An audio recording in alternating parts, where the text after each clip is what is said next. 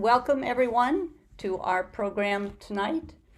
We'll be talking about preserving WILPF memories, and I would like to turn things over for an introduction to Rowan Fairgrove, who will tell you a little bit about our program this evening and take it from there. Thank you. Hi, this is Rowan, and unfortunately Judy is in a traffic jam on her way to my house to use my Wi-Fi, so I'm going to start her program. She did an amazing amount of work in the Peninsula branch of WILPF doing oral histories, and she's going to share how you too can do oral histories of your branch and preserve the memories of the work that we do as women of peace. I'm going to start by showing her video of her project, and hopefully she will get here, and then she has a lot more to tell you once she's here.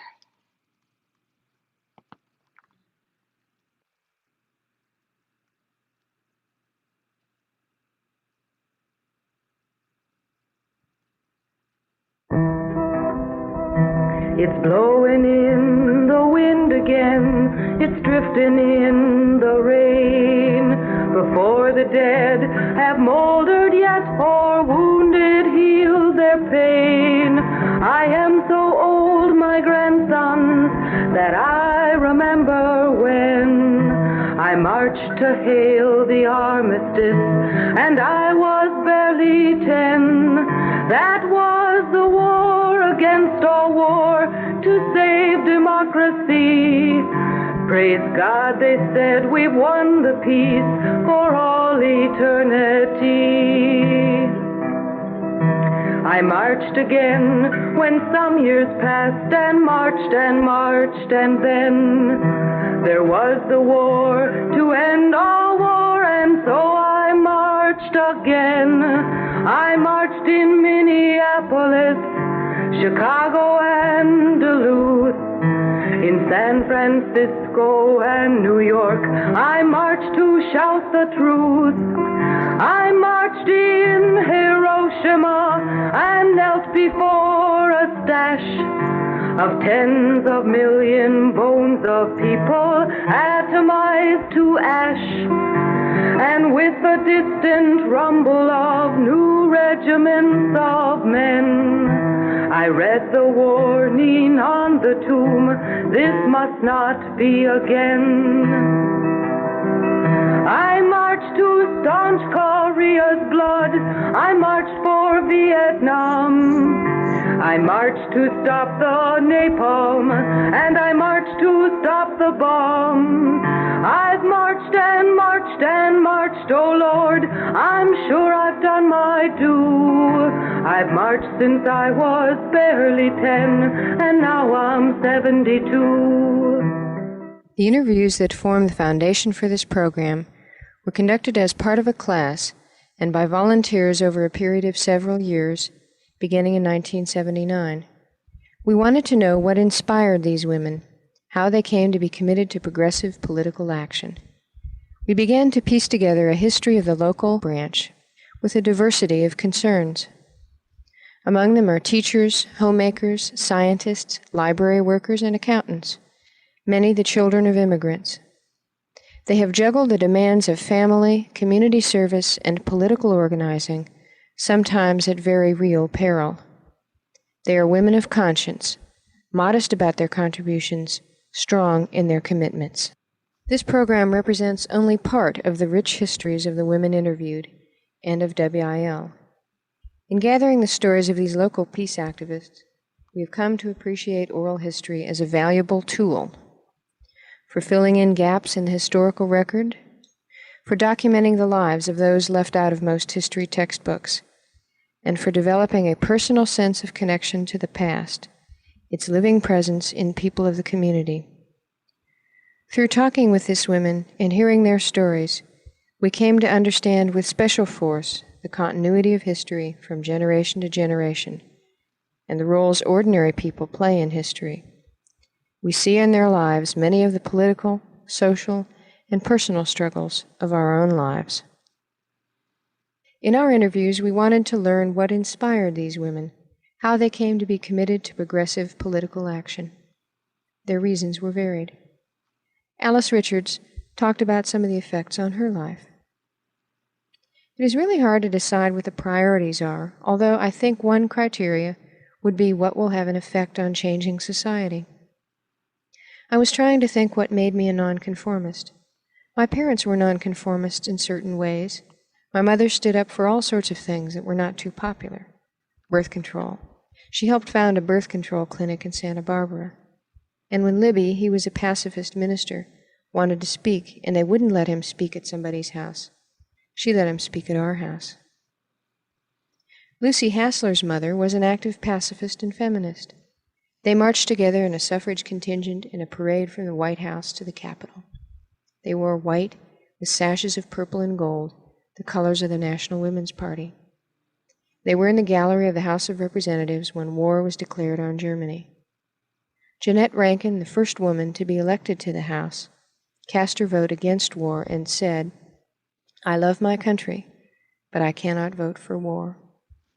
In 1941, Jeanette Rankin voted again against war. In 1968, Jeanette Rankin led the Jeanette Rankin Brigade of 4,000 women who petitioned the Congress on opening day to demand an end to the war in Vietnam. Lucy was there that day, too. She says, "Now, more than ever, women must use the vote." Esther Newell grew up in a socialist family in New York. As a little girl, she was once sent out by her mother to collect coins for some cause in a tin. She came home with an astonishing number of coins. Some of her first political memories are of political oppression. Sacco and Vanzetti.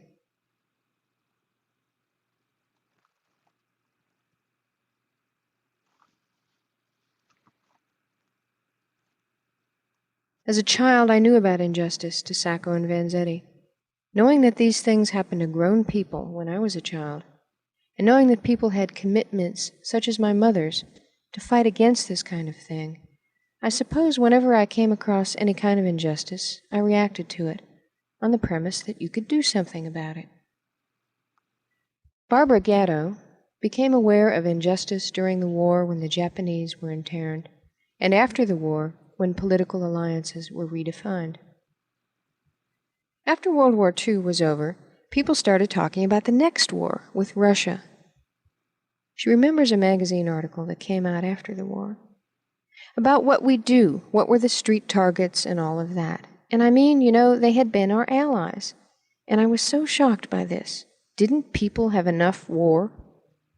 I was learning some of the hard facts about my own country, the Japanese Americans and everything.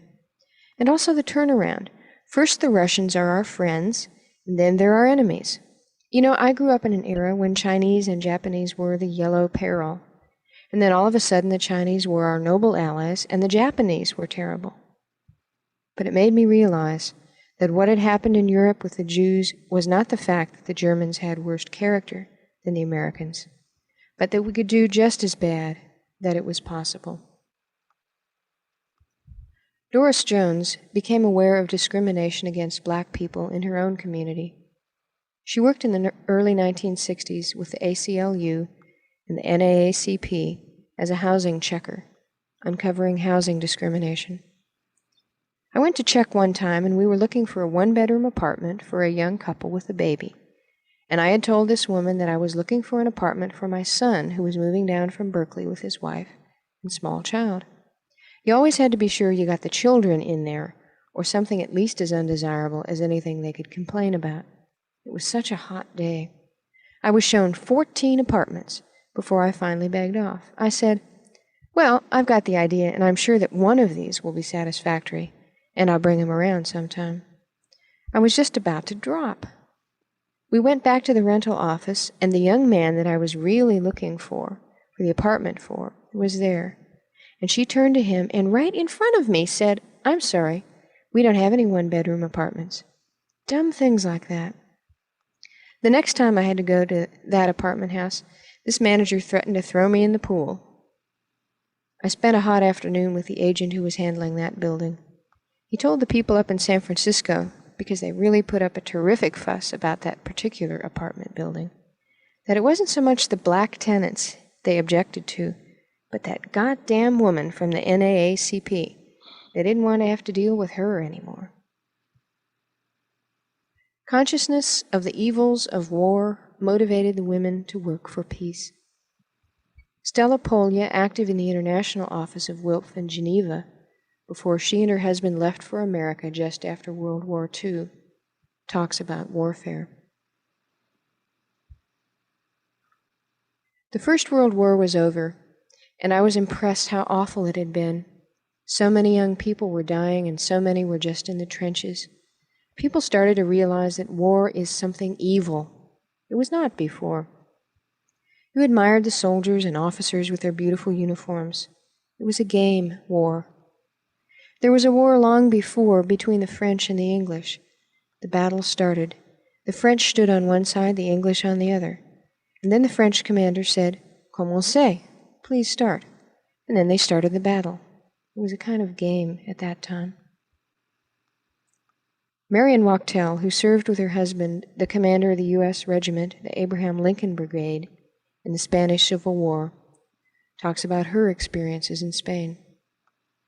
The Spanish Civil War was the first chance to oppose Hitler where a person could lay it on the line, and the American public was for the Spanish Republic.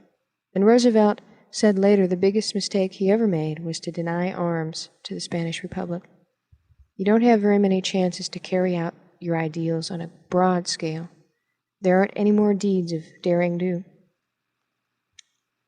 However just she may have thought the Spanish Civil War to be, it was war, frightening and terribly destructive. I've never been in a shelling, and it is the most awful, terrifying thing I've ever known, because it just seems to suck all the air out, and then it's all around you. I was frozen, absolutely frozen with fear. And then my first reaction as soon as I got over the fear was anger. I was so furious, those bastards up there shelling civilians. That's all they could attack because they couldn't do anything else. Oh, I just let out a string of profanity. Stella Polya and her husband sheltered refugees from Hitler. WILPF started an organization for refugees who came to Switzerland without permission. They were desperate, and they just swam over the Rhine. There was an official organization to help the Protestants, the Catholics, the Jews, the Social Democrats. There was no organization to help the pacifists. And we tried to find a place where they could stay. We had a chalet, and we had there all the time refugees. Those women who raised families in the 1950s, when the bomb became part of their children's lives, wrestled with the question, how do you explain war and the atomic bomb to children? Margaret Stein tried to answer some of her daughter's questions. Yes, she was just tiny, 3, when she found this little book called Let There Be a World by Felix Green. And he talked about the victims of the atomic bombing. We had really tried to keep that out of her sight. There were some horrible pictures in it. But somehow she found it, and she asked what they were, and so I tried to explain about the atomic bomb to a 3-year-old, that we had dropped it, and that's what happened to people who are near it, and that we must make sure we never did it again. And she said, "Well, Mom, what are you doing about it?" WILPF members did a lot about a lot of issues. The Vietnam War era was a particularly active period for most branches. Millie Livingston describes some of the branch activities. We initiated the Feed the Cities, Not the Pentagon program for the League, which involved lobbying the city, the mayors of all the cities in the country. We went to conventions and we lobbied them to support the transfer amendment, which would transfer unnecessary funds from the military budget to human needs. So we initiated that. We worked on that most of the time. We took part in all demonstrations that were happening for the Vietnam War. We had press conferences, and we wrote letters, and we had leafleting. We would go to a different shopping center every other week and leaflet. And we had a vigil at Union Square for every week. Women stood out there with signs and leaflets all during the war, and we did draft counseling. In their work to end war and militarism, promote peace and a safe environment, branch members have combined protest with community education. They wrote letters to the local press, their legislators, and other public forums on important issues. Betty Mitchell sent a drawing by Shelby Stover to her local Cooperative Markets newsletter. The drawing showed a silhouette of a woman kissing her child. The text said, "What do you do in case of a nuclear accident? Kiss your children goodbye." It generated quite a controversy. Was the co-op newsletter the place for political issues? One co-op member said, "Not one fatality has been recorded in 20 years of nuclear plant operation. We ecologists must remain alert against those who oppose the movement with false emotional threats to safety." But a WILPF member, Ann Sims, responded to that comment by saying, "When 500,000 Californians, including thousands of Bay Area co-op members, signed petitions to get the nuclear initiative on the ballot, it's not surprising to find co-op news carrying the discussion forward. Thank you." Doris Jones has worked since the 1960s to end the military draft, and works with renewed vigor in the 1980s against registration. She talks about her work during the 1960s. We'd start out there at 8 o'clock in the morning when the draft board opened. When I went, I would park my car directly outside the draft board. And I would go down with those cartons of literature and put the boxes on the trunk lid. And I would sit out there and dole out literature. And we were there for 2.5 years. We never missed a shift. Plus, when there were busloads of inductees going up to the induction center, those buses left at 6 o'clock. We were there at 6 o'clock for last-minute pleas to them. Think what you're doing. Take a few minutes and go into the draft counseling office, which was right across the street from the induction center in Oakland. Elsie Rennie, a Quaker, went to demonstrations regularly with her 90-year-old father until he was unable to walk with her. They took part in silent vigils at the Stanford Shopping Center against the war. She says, "I went once distributing literature all by myself down University Avenue and to the Stanford Shopping Center, and they told me we had no business there. So I went down there again all by myself and had a bunch of literature and distributed it all. I did have one lady say to me one time, one little old lady even smaller than I am, she looked at me with such hatred in her eyes and she said, 'I'd rather be dead than read.' I was somewhat taken aback at that. I didn't know what to say. Maybe it was just as well. Another time I had a grandmother come up and tell me she was so glad to see my bumper sticker. She said, 'We grandmothers don't want our grandsons to be drafted.' And I said, 'No way.'" Helen Hildreth tells her favorite story about a confrontation she had with a man at a demonstration. "Some real nice gentleman. He got so mad I thought he was going to have a stroke. He was so mad at me. Now, I was just standing there with this little sign that said, 'Think before you register.' And he wound up by, I forget all the rest, but he wound up by saying I was a vicious bitch." Margaret Stein's husband was arrested during a demonstration, and her daughter asked, "Why did they put Daddy in jail?" And the charge was disturbing the peace, and so I said, "Well, they said he was disturbing the peace." And she said, "But he wasn't. He was disturbing the war." The old Peace Center in Palo Alto, and other places where peace workers met during the Vietnam conflict, were the subject of bomb threats and break-ins. Lija Callejo, who faithfully staffed the Peace Center office for 10 years, talks about those days during Vietnam. "We had all kinds of threats. Bombs in Roy Kepler's bookstore. He was a peace activist and war objector. One time this person called up and wanted to know who were these peace groups at the Peace Center. And I said it was an informal organization. Anyone could belong. Well, then, she said, who were the different groups who are in it? Well, I said, there was the Women's International League for Peace and Freedom. Oh, she said, the International League. So you're communist? There were threats constantly. But you know, the peace movement was so strong at that time that I remember them coming in, putting in the windows, and cleaning up, and keeping right on.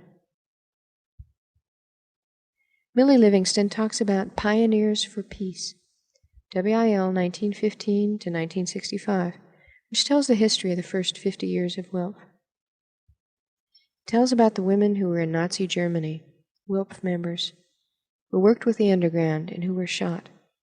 When they were caught, they were shot. And it's hard to think of white middle-class women getting out there and putting their lives on the line. But a lot of them have. Despite risks, these women and WILPF members internationally have worked for decades for the ideals of peace and freedom. Their vigor and perseverance inspire younger people concerned about the same issues. Ligia Callejo speaks about the involvement of young people in the Vietnam protest movement. She remembers a leaflet written by a high school student. Speaking of a moratorium on Vietnam, quote, "The moratorium is a protest against the war in Vietnam in which we are presently engaged, and a lament for the 30,000 American soldiers that have died without good cause and about which our government is doing so little. If you love your country, or if you care, march." Unquote. This was written by a 15-year-old boy. Beth Coates, new to political work and then a young mother, was encouraged by branch members to accept their nomination for president of the branch early in the 1960s. I accepted because it seemed to me that the WIL at that time, the women were almost all of them very old, and it seemed to me that the organization was a very worthwhile one, and if someone didn't do something quickly, it was going to die out. And so I decided that I didn't have anything to offer except being younger than most of them, but I figured that maybe that would help. They were all boasting about their brown-haired president. But many of them had been very active for their whole lifetime, working for peace, just years and years before I was born, most of them. To me, it was a marvelous experience to get acquainted with these women and learn about what they'd done and how they felt about things. She is no longer their brown-haired president, but a woman of the older generation in WILPF, an organization that has continued to grow and reach out to involve new members in the struggle for a better world. We hope that this oral history project will carry these fine women's voices and dreams to other women and men and inspire them to work for social justice, peace, and freedom. It's wonderful to have such a video to remind us of what treasures we have in WILPF of experience, background, and history. Thank you for joining me. Thank you for joining us. Sorry I'm late. So I'm going to talk about the oral history project that our branch did back in 79 to 89, where we interviewed 69 women, not by our branch members, but I was teaching courses at Stanford and at San Jose State on peace studies and the role of women in peace. So this photo that's on the screen is the Grandmothers March with all the older women in the front are our branch members, and they're in Palo Alto on a march against Vietnam in the 70s. And this is a march of students, high school and college students. The full slideshow that you saw, most of, is on the site there, https:// etc. I have a long document that I'm happy to send groups that think they might be interested in doing an oral history project with their branch. And if you put your email in the chat, I'll be able to contact you while we're talking, and that will be recorded. So we weren't capable of doing all those interviews, but when I joined WILPF, I came to California in '72. And my husband had left the Air Force as a conscientious objector, and I wanted to do my own peace work. So I looked around and there was WILPF. And the first thing I did was to go to the Peace Center on Lytton Avenue, and I met Ligia Callejo. And I gradually met other branch members, but I was at the time working full time. So I thought, what can I do? I did go to Washington on an Armed Forces Committee hearing on some B bomber. It was a B1 or B2 or B square bomber. And then I thought, what could I do? Well, I was an academic and I was interested in oral history. and oral traditions. So I started interviewing my members, the members of my branch, including Legia there in the Peace Center with an old creaky tape recorder, magnetic tape. And then I organized the 2 classes I mentioned at Stanford and San Jose. And the branch members kindly came to each session individually and a couple times in a group to talk about their piecework and a little bit on how they got involved. And the goal of this workshop, which was done through the Stanford Workshops on Political and Social Issues, SWOPSI, which no longer exists, but it was an extra departmental program started in the 60s at Stanford to get students involved in the community. I was a director of a program in the same office with a different name, and our task was to give students credit for organizing classes through SWOPSI. They would work with an education prof. And we also did fieldwork internships, which is how I got to know a lot of the other peace and justice groups in the Stanford area. So I'm going to see if I can get to the next slide. I can't see what I'm supposed to press. Oh, thank you. Rowan is such a saint. So not only did the students hear the women's conversation, sometimes with each other, or a talk they gave individually about how they got involved and what WILPF did and what was happening in the Vietnam period, which was the most active period, but they were interviewed in a structured oral history interview. And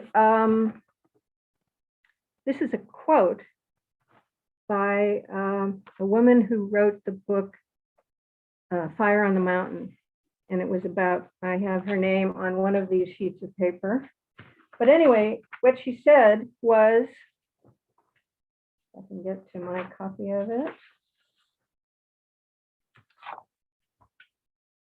In traditional history, the stories of ordinary people are lost.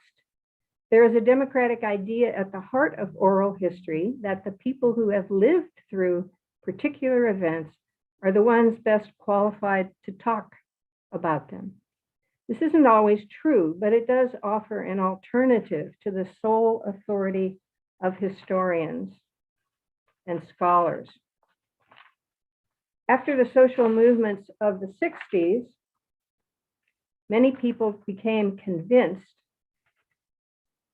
that the seemingly powerless were in fact the makers of history. That means folks like you and me. Women in particular searched for their lost foremothers. Often they found them vigorous in their 80s and 90s, living histories of mass movements that stretched from the early suffrage movement in WILPF to the movement against the Vietnam War and beyond.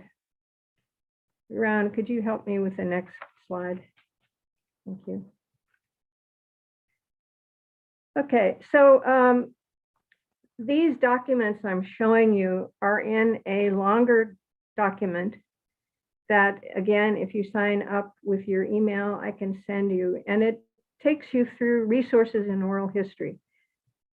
And I'm suggesting that a single branch may want to partner with another branch in the Bay Area or wherever you are to get enough volunteers to give their histories to be interviewed, those to take those histories to interview, and those who transcribe. Transcribing is not an easy task, although I found a kind of good free application software that's called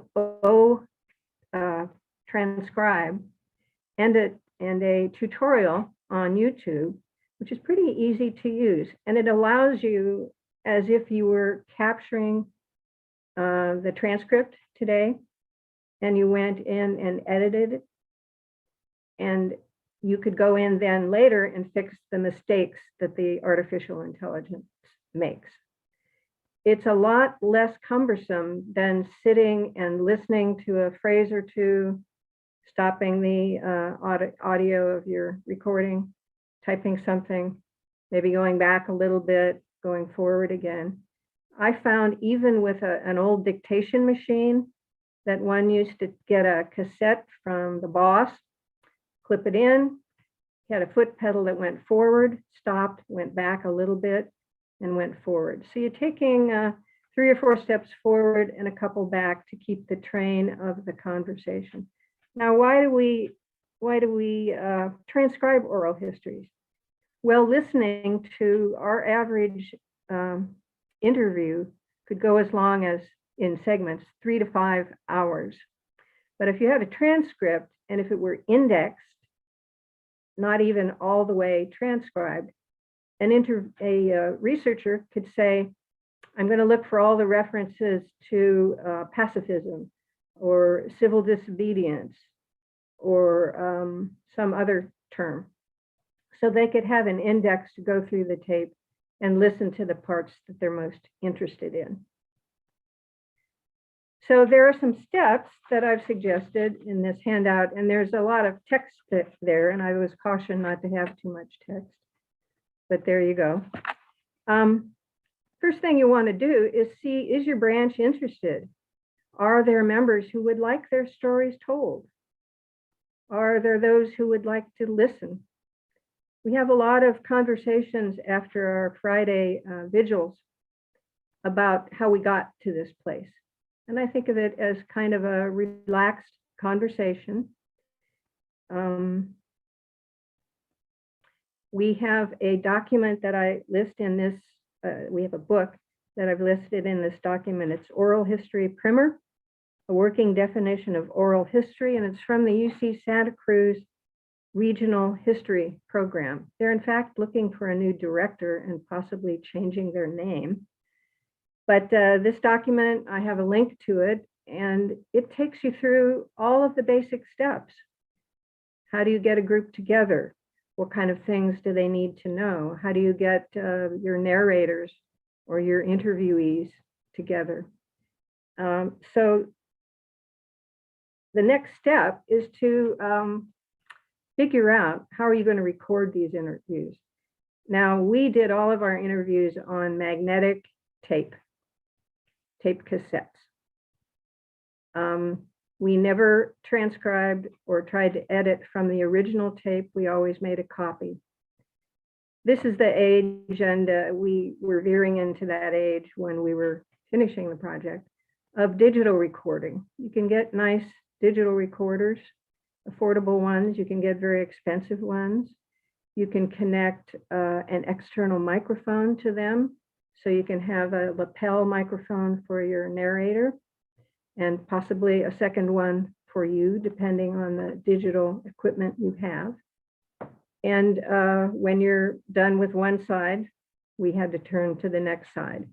And we caution people to, after they get the equipment, to test it on each other to see if you know how to run it.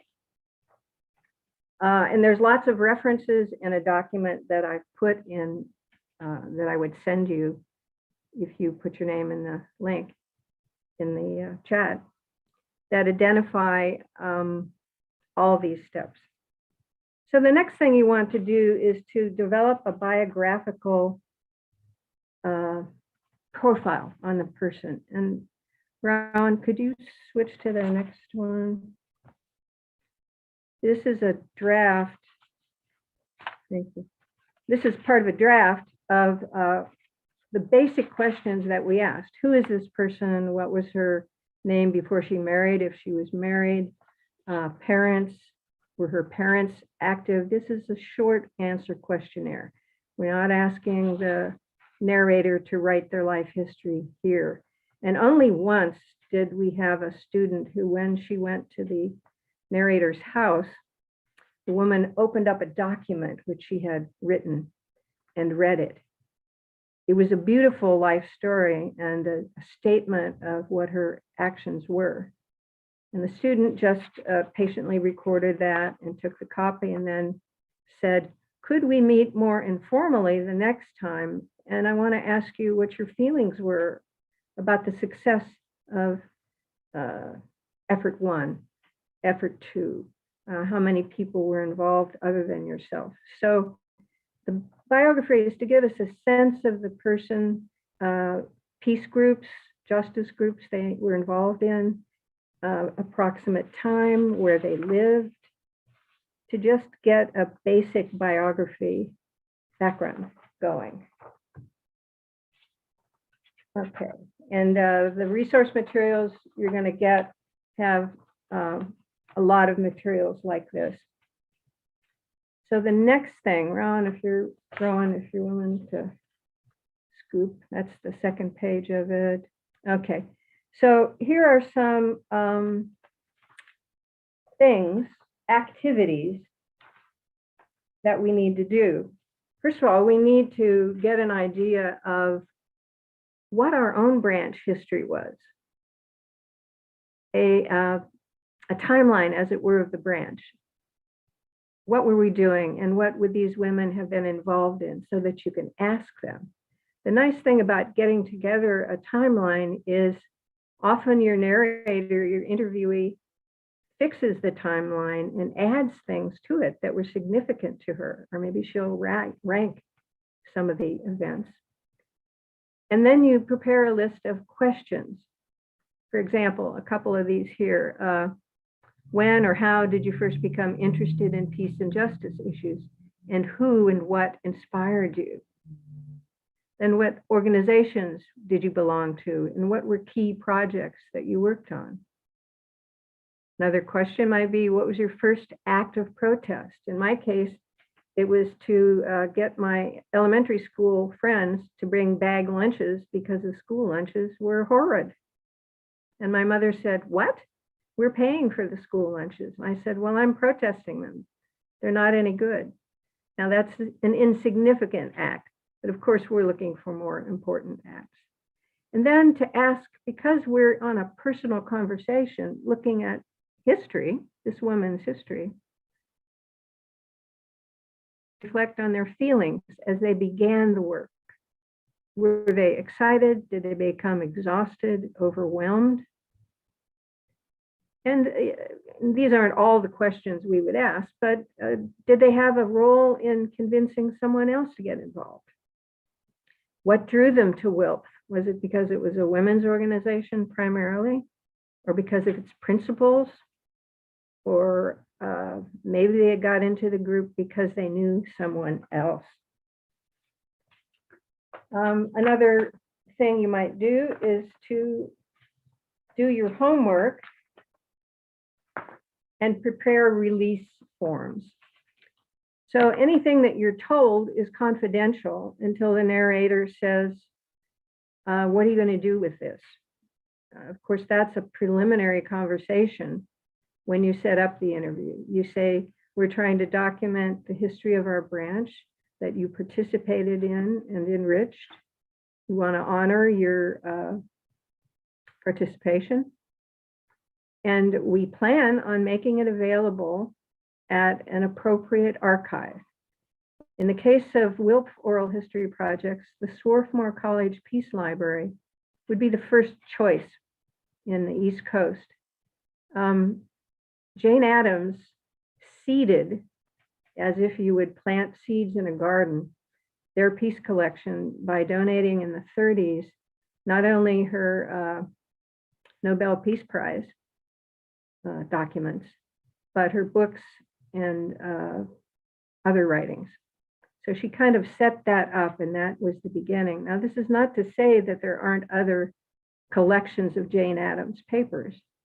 And even the women who we interviewed sometimes said, can you send a copy to my local historical society where I grew up? So you need to have releases. And I see there's, maybe Rowan, could you keep track a little bit of questions that come up? I know I'm talking a lot, so I'll No, pause sorry, it. I'm sharing my screen. I can't keep track of chat. You need to have somebody else do that. Okay, so I can do it, Judy. This is Ellen. Oh, Ellen, One of the thank you Ellens. so much. One of the Ellens. The many Ellens. I do want to say that I'm going to be talking, but I want you at some point, as I pause, to maybe react to some of the things I've said. I don't even have access to my watch to know the time. So if I get a warning of time. At this point, any questions on how you might do this? If you think your branch might be interested, or maybe getting a regional project. I should suggest that if you join the Oral History Association, and there's a slide on that in a little bit, there is a membership fee. It is $75 for what they call an independent researcher, and they have another way of saying it. So for a beginner, and you get a lot of privileges there. And one of the things is that you learn what other projects relate to your goal, where other collections might be. You might find a colleague who says, you know, I finished my project, I could help you with transcriptions. This is outside of WILPF, but within the profession of historians who work with spoken history, oral history. Okay, so There no are questions. questions. Is there someone, Ellen, that I should talk with? Ellen, can you read the questions? Ellen Schwartz? Maybe Ellen Schwartz is muted. One question is, would the Library of Congress be another appropriate repository? It certainly might be, or the something associated with the women's history museums or collections in your community. But I want to say something about keeping it in the family in a way that Swarthmore catalogs everything. And so anyone who's interested in listening to, borrowing, can get the materials. There's also in California, there's you could look up WILPF Peninsula Palo Alto and you might find our project. There are a number of opportunities, and actually, although I intended to send our documents to Swarthmore because there's quite a collection of WILPF information and other oral histories and books and documents. I always intended to, but as I was preparing to send the materials to Swarthmore, Stanford, the Archive of Recorded Sound, which stored our tapes during the 10 years that we've doing the project, said, wait, we've just gotten a grant and we can digitize all of your interviews, provide you with a student to help you process the collection. Will you stay with Stanford? So we did, but our project is listed on the Swarthmore website. And having them digitized without our completely transcribing them was really miraculous. And you can actually go, and in one of the documents I have for you all, if you're interested, is you can look at the 69 interviews and select a couple and listen to them. If you want to use them for a document for a project, you need to contact the Archive of Recorded Sound at Stanford. I've given license and copyright to them. Our project has license and copyright to the photographs, given photographs taken of the women and all the rest of the materials. So you're welcome to listen to the interviews, but not publish them without getting permission from Stanford. And that's similar at any organization. So yes, these could be donated to your local historical society where you could go in and introduce people personally to them. But you should also think about making a larger archive of WILPF that's in one place to one standard. Let me show you, at least until you decide where you're going, Rowan, if you could scoot to the next one. I can't see how I can select these. Okay, so here's some examples of releases. And we had, during the 10 years, we tried different styles of releases.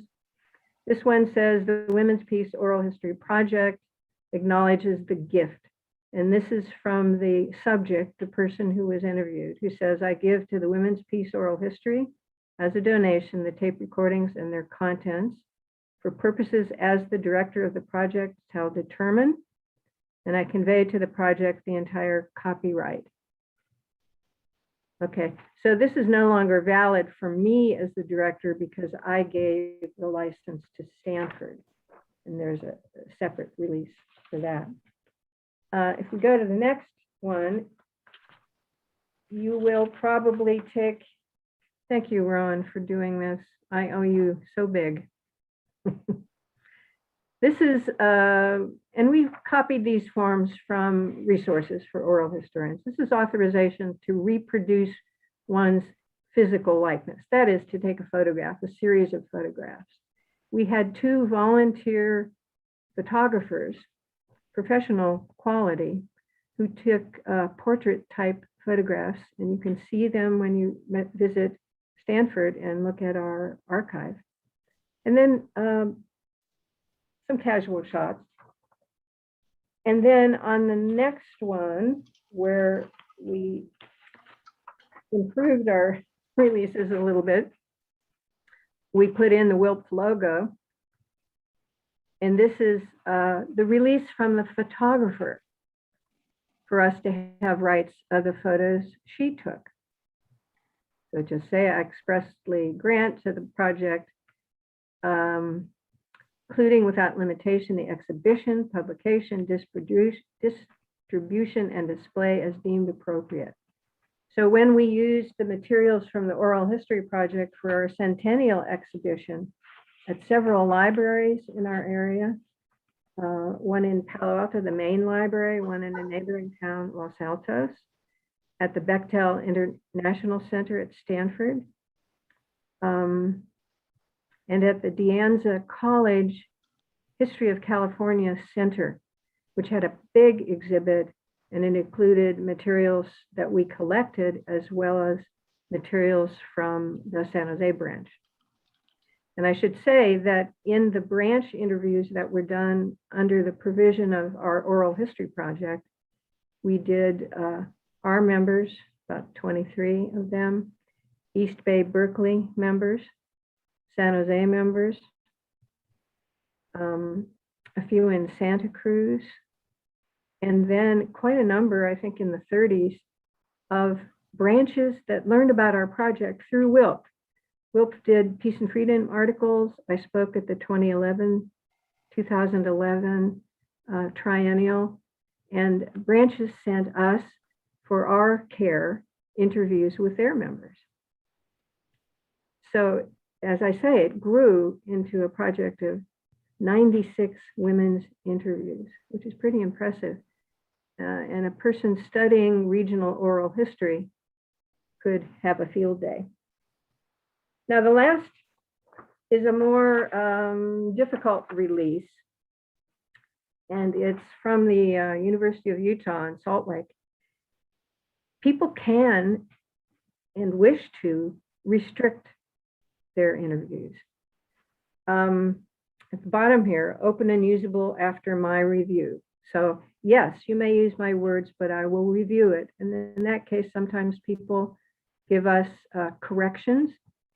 When we do a transcript, we always check on spellings of names, dates, trying to find background on an event, a protest that was spoken about in the interview.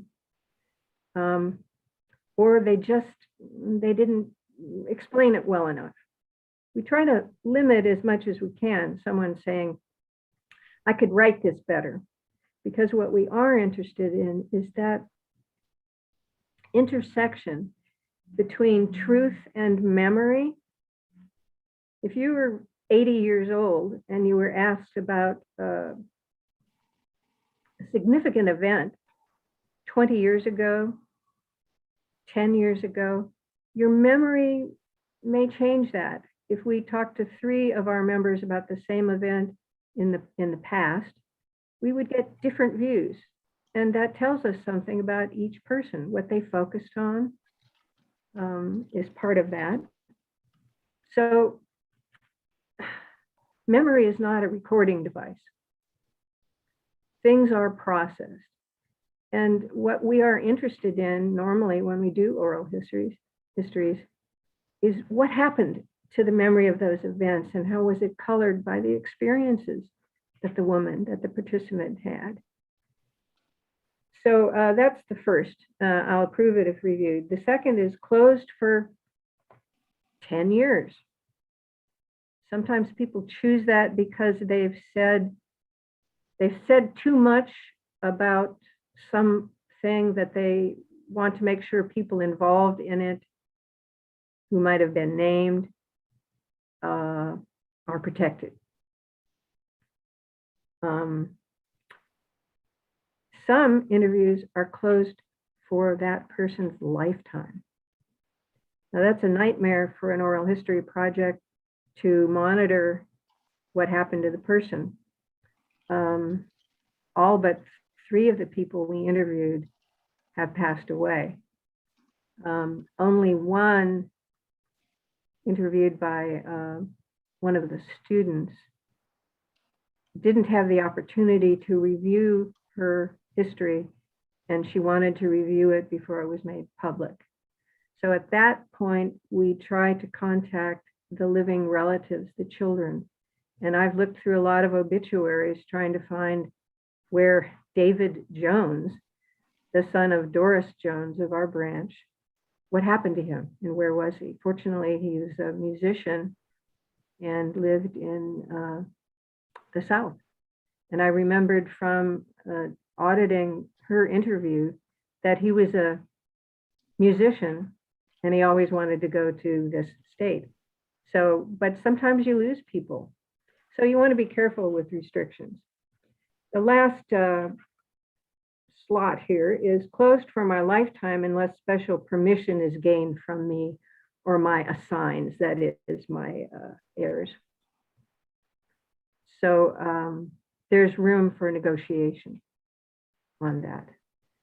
Someone might say, have reasons to say, you know, I think Mom at this point would want people to learn from her experiences. And she would want to help WILPF to have a record in her voice. And I must say that I can still, when I look at a transcript, I hear the women's voices in my head. And that's a kind of a plus if you've done the interview, that person is present in you for a long time, even their voice. And that's something I don't get from reading historical documents. Okay, so I think the next thing is, what can you do? How can you use these materials? And I've listed some of the things we were able to do. And I have to reiterate, the only reason we got to have so many interviews was because I had a platform as a teacher to work with about 30 students, some of whom are still WILPF members in other places. But they did the interviews. I saw how they grew and how they understood history in a personal way from the interviews. And so the first thing we tried to do was to honor them by doing public events.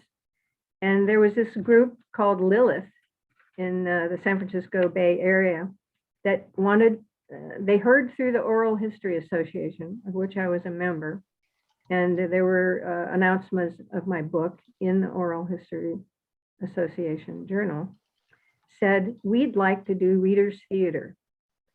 And we did it in one of our old movie theaters in town, and we projected the slides and photographs of the women on the big screen while a group was reenacting a scene or speaking the words of that person. It was moving and it was wonderful. Readers' theater. So those of you who don't think you could be an actress in terms of remembering dialogue, this is an opportunity to do a little branch readers' theater as a public performance to introduce people to the women of WILPF. And I should always say the women and men of WILPF because there are men members. We also played the original slideshow that the video you saw is based on. at several Peace Center events to introduce groups that we were working in coalition on peace and justice issues to our members, to our older members, and to try to recruit new people.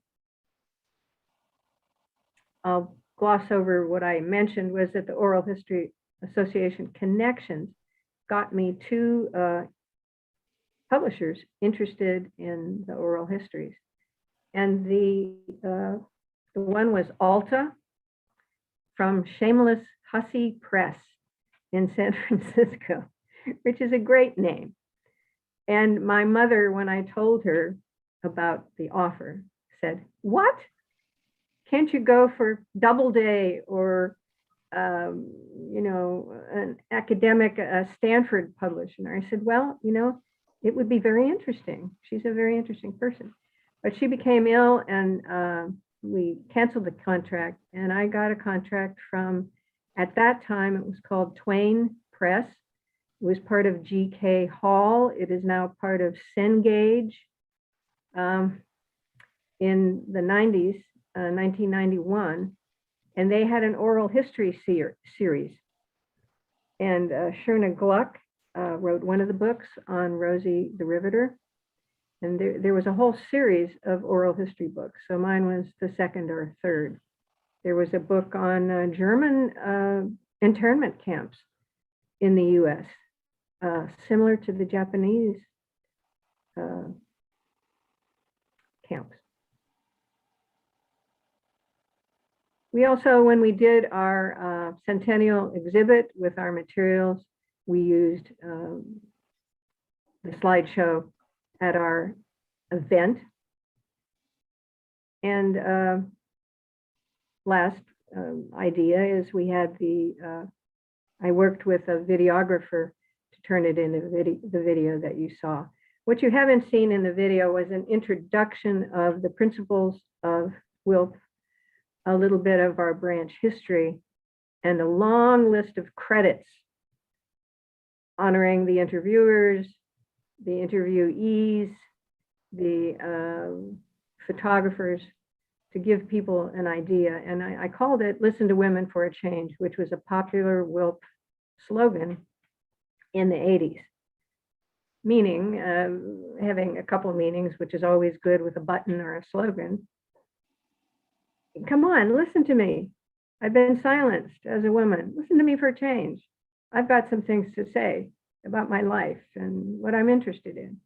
Or listen to women for a change. We're going to change things. We're going to work for peaceful change. So there's a lot of other things that you can do.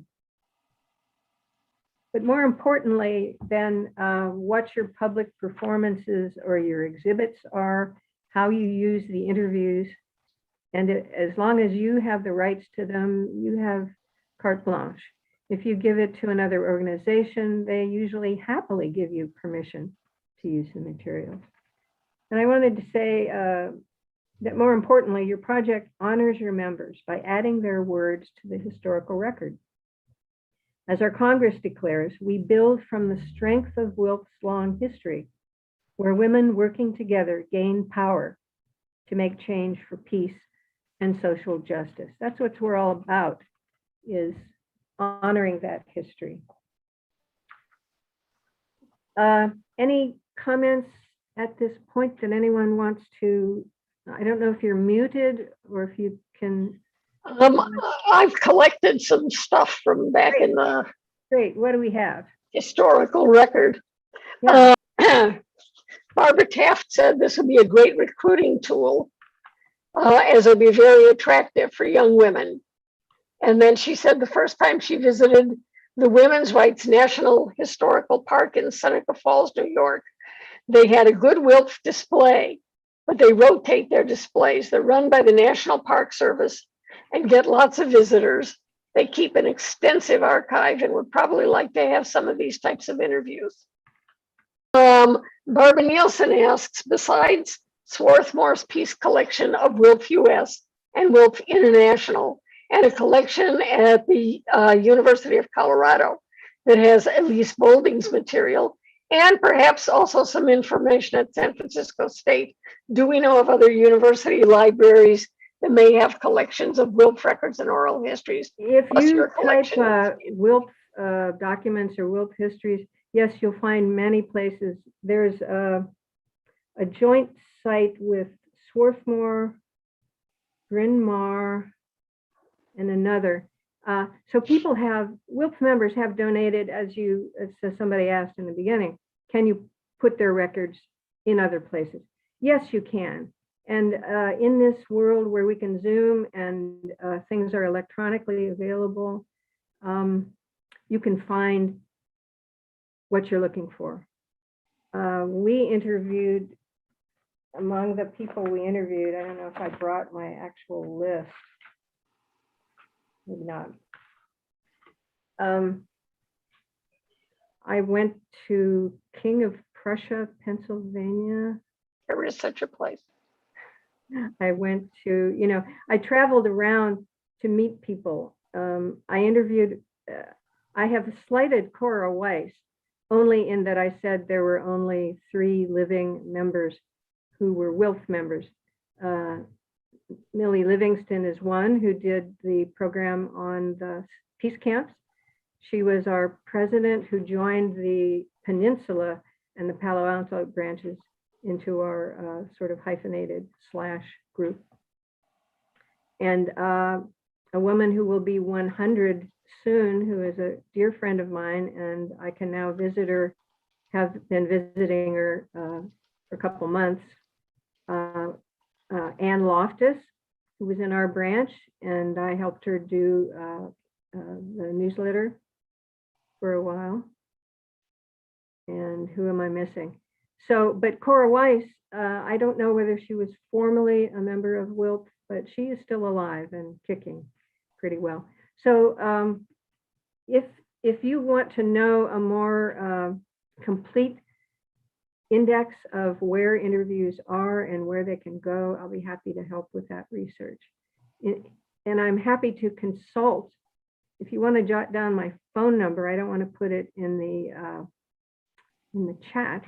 It's 650 for the Bay Area, 326-1235. That's my home phone. I can be texted at another number, but I don't like to carry around a phone with me. But I have a flip phone, and I'm also embarrassed that I have a flip phone. In fact, when I had to get off the freeway, which is just bumper to bumper to bumper to bumper to bumper, took me an hour and 20 or more minutes to get here from Palo Alto. It's not a good time. I didn't realize how early didn't people work until 5 or 6 o'clock and then go home? Aren't they all working on Zoom? I asked myself in traffic. I thought maybe I could join through the telephone to do some of the presentation. So one can text me a message and say, please call me at 339-0742.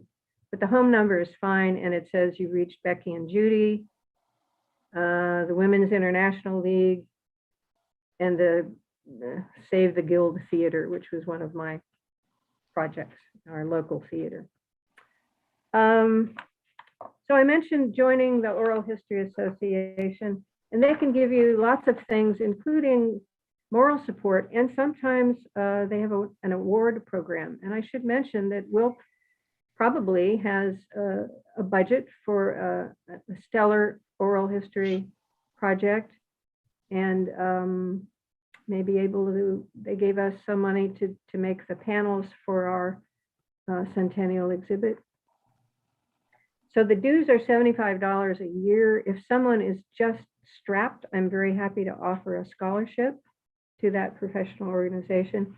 And that rate calls you, ranks you as an independent practitioner or an emerging professional. And the more you do it, and you all have conversational talents, and you all know probably how to research issues, so you're on the top pretty much. but you have to be patient to let someone follow a train of thought, because I was training some elementary school students and they were interviewing a 97-year-old man in the Palo Alto area. And they only asked him one question. They only got to one of their questions. And it was, why did you start Hidden Villa? And Hidden Villa was during World War II, a place where Japanese Americans could be sheltered, or if they had a chance to leave the race track, where they were put in the horse stalls with whitewash put over the horse stuff and the straw. They could come for a weekend. Why did you start that? It's also a nature preserve and an environmental place. And they didn't have a chance to ask one other question. First of all, they were 9 to 11 years old. He was 90 something. But as you listen to the recording, he just gave a beautiful history. And it wasn't something that he wrote, so it had the personality of his speech, his jokes, his personal comments that he might not have written down. Now, sometimes you have to stop something that's getting off track, but sometimes you just need to give the person their opportunity to talk, to be respected for their experience. So there's some judgment involved. So it's possible that the oral history program could help you with some expenses of your project or programs connected to your project. I have to ask, what time is it? How long do we have? It's 9:18 p.m. and we are 18 minutes past what was planned, but what you said have been saying is very interesting. And okay, so thank you for hanging in. Well, the only other things I wanted to talk about were how to transcribe, and our resource covers those issues. And I'm trying to remember what I called it. Oh, I called it For the Record, as you do a dissertation, for the record, colon, and then there was an explanation, how to conduct and something with oral histories. So that's a large document that gives you step-by-steps. Then there's another section that gives you the contact with the digital archivist at Swarthmore, whose name is Vicki Russo. And in 1983, her predecessor sent us a list of what were called enduring projects, enduring things. Some of the things that you might want to archive in your branch history are not the things that have the most value.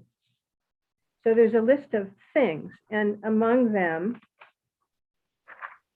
minutes and agenda, statements of program policy, branch bylaws, reports of officers or committees, manuscripts and speeches, correspondence of importance.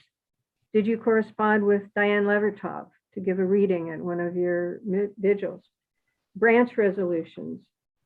Some branches are not happy giving membership lists. They do give researchers an idea of seeing the spread of membership. Flyers. Your flyers of events are so valuable, but put a date somewhere on the margin, a date, the year. Newspaper clippings and how to preserve them. So I hope you've put some more questions in there, and I hope I have some names. If you didn't have an opportunity, and I'm so sorry about my late arrival, but thank everybody, all the Ellens and Rowan. Could I get raised hands for people who are interested in either archiving their branch documents, getting them out of their basements? You have to digitize them. Nowadays, paper products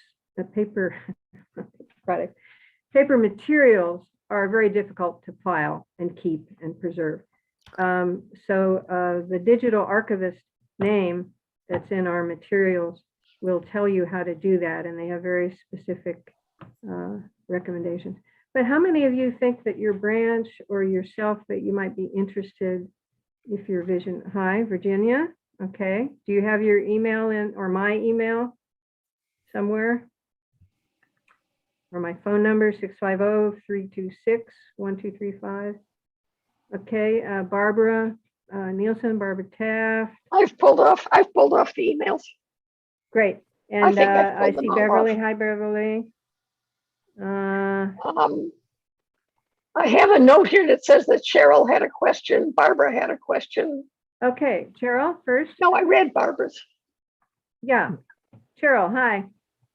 Hi, Cheryl. Okay. So I'm a member of the same branch as Judy, and our exhibition that we put together for the 100th anniversary very much benefited from the archives that are at the Stanford University Archive of Recorded Sound, and they had a lot of paper products, and you saw some of them in that video that was shown at the beginning of this session. So it was fascinating and to be able to handle the minutes from 1922.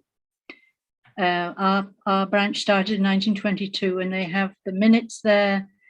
And I hope the rest of you were very much realized just how much decades ago WILPF members were doing exactly the same as what we're doing now, working to prevent people from getting drafted, which we heard about the other day, and demonstrations and leafleting and writing to your Congress people. And that the one thing I wrote down, because I had not seen that one before, the money one, feed the cities, not the Pentagon. That is exactly what our session tomorrow at 1:45, not tomorrow, Saturday at 1:45 p.m. Move the money. That is exactly what we'll be talking about, how to do it. And unfortunately, it's had to be something that WILPF members have been doing for the many decades. Anyway, it is. Yes, it's both fascinating and wonderful that there is this continuity. It's also alarming how long, but it shows the women who we spoke with. We haven't interviewed any of our male colleagues who have been in the branch, how they keep faith, to keep the faith. One of the items in that 1922 book, it's a leather logbook, was Disarm the Nursery. Remember End the War Toys for Children campaign? Right. And they went out and they put flyers in stores where the G.I. Joe dolls or whatever plastic soldiers were sold. Yeah, so the continuity is important. And the stick-to-itiveness, I guess, to keep going, keep on keeping on. If there's just one of you at a vigil, which happens to me occasionally, just stand there and bask in the fact that you are standing for something. Thank you, everyone. Thanks for your patience at the beginning here. And I hope you enjoyed their reminiscences. We were not able to actually put their voices in the video to find the precise location where the quote was in a transcript. It could be done. I just didn't have time at the time. But as I said, if you knew the women, if you interview your colleagues and you hear that voice when they're gone, they're back. Yeah. Thanks very much. Peace to everyone. Thank you, thank you, thank you, thank you. Thank you. Yes, great presentation, Judy. Thank you. Thanks, Beverly. Thank you all, Barbara. And save the chat if you're going to want to refer back. Yes. Thank you. Thanks, Mara. Yes, That was beautiful fascinating. job. Thank you. Yeah. Paula. Thanks very much. Take care. I realize I'm in the sun here in an interesting way. It shows the wrinkles better on one side. May I please say something? Yes. All of you, your visual image bring me back a warmest feeling of the times that I met American women who came to Hiroshima, and I met and influenced me to somehow trust again. Your compassion really impressed me. Thank you. Oh, Hideko, we're crying. Yes. Thank you. Thank We need you. to disarm the world. That Thank you is for so all you do, wonderful. Hideko.